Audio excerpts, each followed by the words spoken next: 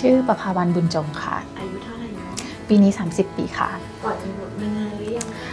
เกือบปีครึ่ง2 ปีค่ะเคยตั้งครรภ์หรืออะไรมาก่อนหน้านั้นเคยตอนอายุประมาณ24-25ค่ะแต่ว่าตอนนั้นน้องหลุดไป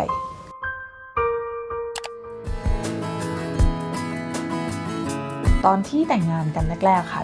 ใช้ยาคุมกำเนิดแล้วเราหยุดแล้วทีนี้ประจำเดือนเรามาไม่ปกติมีการปรึกษาคุณหมอที่ต่างประเทศเพราะว่าใช้ชีวิตที่ต่างประเทศนะคะแล้วก็ทางคุณหมอทางฝั่งนู้นเขาก็ให้คำตอบเราไม่ได้ให้ได้แค่ว่ารอด้วยความที่เราอยู่ในจุดที่เรารู้สึกว่าเราอยากมีครอบครัวแล้วก็เลยมาหาข้อมูลเยอะฝั่งไทยมากขึ้น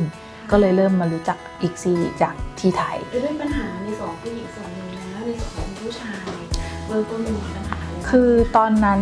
เรามีการซื้อเป็นเทสคิทจากต่างประเทศมาตรวจที่บ้านแล้วคือเขาก็ไม่ได้เป็นหมันหรืออะไรรู้สึกว่าเขาปกติแต่พอตัดสินใจมาที่นี่ก็เพิ่งจะมาตรวจกับคุณหมอที่คลินิกก็พบว่าน้ำเชื้อต่ำกว่าเกณฑ์นิดหน่อยแล้วก็ 80% ของน้ำเชื้อของคุณสามีเหมือนช่วงหัวจะไม่สมบูรณ์ประมาณนี้ค่ะ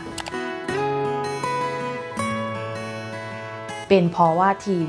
แอดมินของพามค่อนข้างที่จะตอบไวแล้วก็ตรงจุดด้วยความที่เราอาศัยอยู่ที่ต่างประเทศเรามีเวลาค่อนข้างจำกัดเพราะว่าตัวเราก็ทำงานคุณสามีก็ทำงานเพราะฉะนั้นการที่จะกลับมาไทยมันเลยมีเวลาที่ค่อนข้างจำกัดทางแอดมินให้คำตอบให้ทางเลือกให้คำปรึกษาค่อนข้างดีค่ะก็เลยรู้สึกว่าประทับใจตรงนั้นเก็บไข่ได้น่าจะประมาณ14ฟองจาก14น้องเหลือ9แต่ว่าผ่านที่สามารถตรวจโครโมโซมได้เนี่ยมี4ใบมีน้องแค่ใบเดียวที่ผ่านใส่ครั้งแรกครั้งเดียวค่ะแล้วก็ติดแล้วดีใจมากค่ะคือเห็นแต่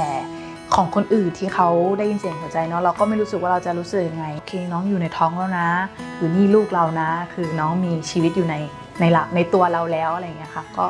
รู้สึกค่อนข้างดีใจแล้วก็ตื่นเต้นคืออย่างที่บอกค่ะคุณทีมพยาบาลทีมแอดมินอะดีมากส่วนตัวคุณหมอเนี่ยพยายามอธิบายทุกอย่างให้เราเข้าใจได้ง่ายที่สุดเพราะว่าด้วยศัพท์ทางการแพทย์ต่างๆมันค่อนข้างยากแต่คุณหมอพยายามที่จะพูดออกมาเป็นภาษาชาวบ้านให้เราเข้าใจได้ง่ายขึ้นนะคะก็เลยทำให้เข้าใจกระบวนการทุกอย่างมากขึ้นบางทีปัญหาลึกๆที่เราคิดอยู่ในใจอาจจะไม่ใช่ปัญหาจริงๆที่เรามีก็ได้การเตรียมความพร้อมคือดีที่สุดถ้าเรารู้ตั้งแต่แรกเราจะได้รู้ว่าเราควรจะรักษาอย่างไรโดยส่วนตัวตอนที่ตรวจเลือดครั้งแรกก็เป็นพาหะทาลัสซีเมียด้วยนะตอนนั้นก็ค่อนข้างกลัวแต่คุณหมอก็อย่างที่บอกคุณหมออธิบายค่อนข้างดีว่ามันไม่มีอะไรน่าห่วงเนาะเป็นแค่พาหะถ้าเรามาตรวจตั้งแต่แรกเราเจอไวเรารู้ไวเรารักษาไวการมีน้องจริงๆอาจจะเป็นเรื่องยากสำหรับใครหลายๆคนแต่ถ้าเรารักษาตรงจุดก็อาจจะเป็นเรื่องง่ายพามก็เป็นอีกหนึ่งคลินิกที่ดีครบทุกอย่างมีแลบส่วนตัวมีห้องปฏิบัติการทีมคุณหมอคุณพยาบาลก็น่ารักขอบอกใน